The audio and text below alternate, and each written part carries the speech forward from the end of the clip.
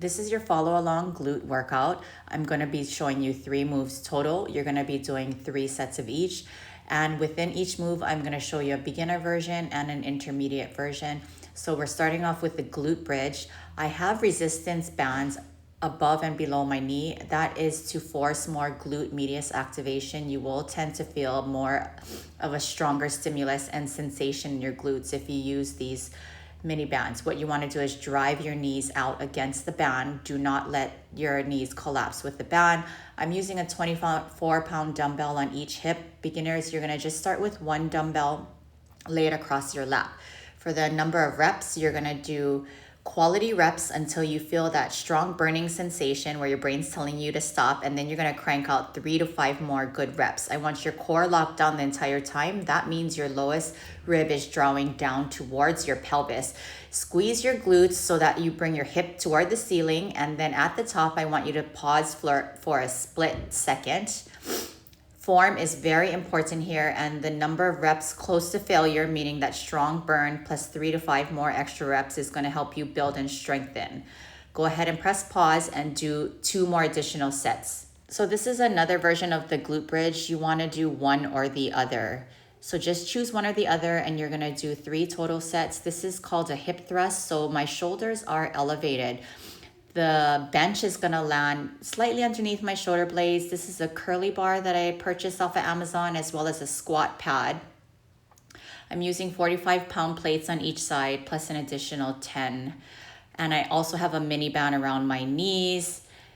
Knees are driving out against the mini band, and my foot placement here is in line with each other. I think the camera angle makes it look like my feet are at a split stance. It's not. Again, you want to keep your gaze forward, not up, to avoid hyperextending your spine.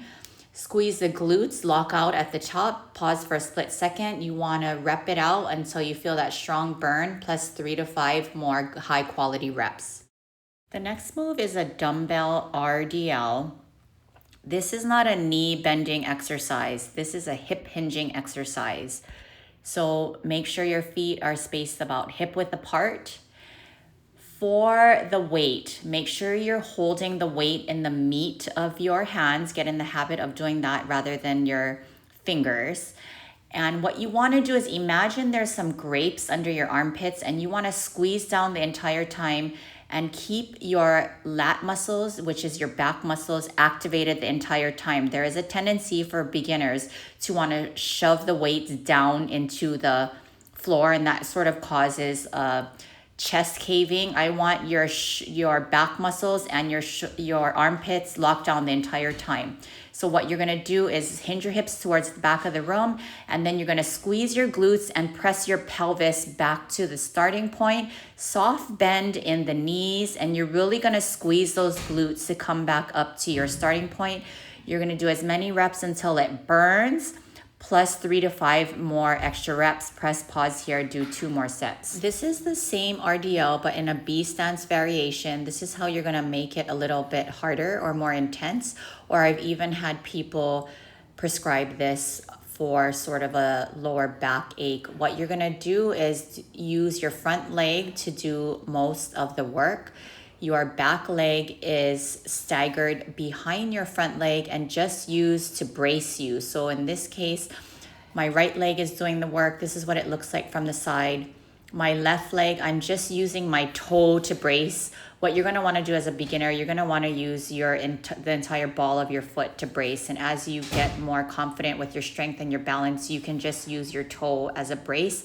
Same form cues here. Lock down the armpits, and you're going to hinge your hips towards the back. This is what the other leg looks like. You're going to notice one leg feels better balanced or stronger than the other. That is totally normal. It's something to just keep note of. You're going to keep your core locked down the entire time. Lowest rib draws down towards the pelvis. Hips hinge towards the back. And in this case, my left glute is doing most of the work. Left glute is bringing that pelvis back to the starting point.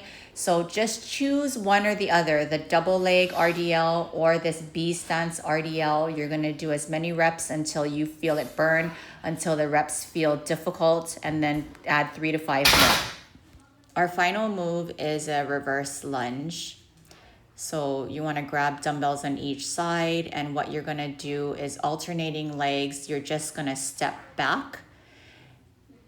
Go ahead and play around with your stance. I like to get a nice long stride in order to get just a nice mobility in my hips and get a nice stretch in my glutes. I'm doing a slight forward torso lean to get more glute versus quad activation. As on your way up, you want to drive through that working leg heel. Keep your core locked down the entire time. So keep that lowest rib kind of clenching down towards your pelvis.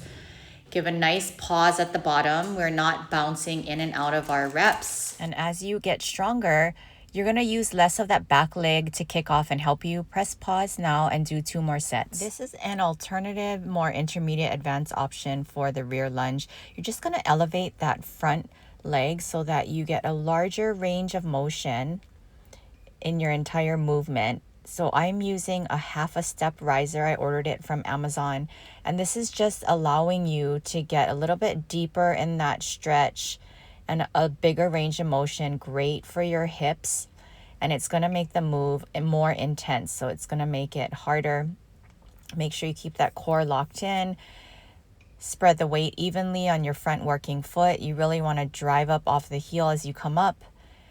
Make sure you don't bounce in and out of your reps. So half a second pause at the bottom. And again, a slight forward lean in the torso to really maximize hitting your glutes. So do a flat-footed rear lunge or a front foot elevated rear lunge. Not both. You can. 3 sets of one or the other. You're done. Congratulate yourself. You did 3 sets of 3 movements. Good job.